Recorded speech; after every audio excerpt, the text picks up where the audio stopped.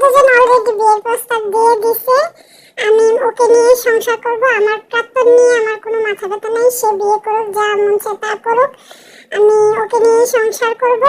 এবং ওর ভিডিওগুলো আমি 6 দিন টাইম নিয়েছি, 6 দিনের ভিতরে আমি ডিলিট করে দেব। ও যখন আমার সাথে ভিডিও বানাইতে চাইবে এবং আমাকে লিখিত দিবে, আমি 10 দিন ওকে পরীক্ষা করব, 10 দিন পরে যে ওর সাথে ভিডিও বানাবো। এছাড়া আমি ওর সাথে কখনো আর ভিডিও বানাবো না।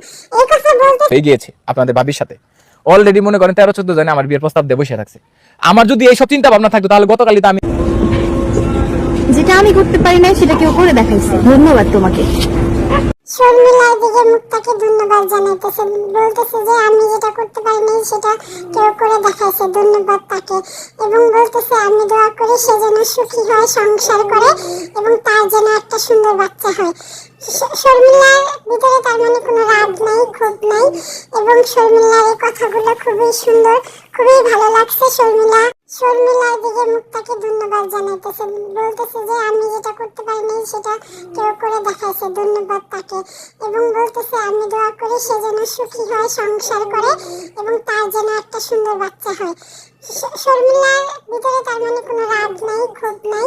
এবং শর্মিলার এই কথাগুলো খুবই সুন্দর, খুবই ভালো লাগছে। শর্মিলা যেন এভাবেই ভালো থাকতে পারে।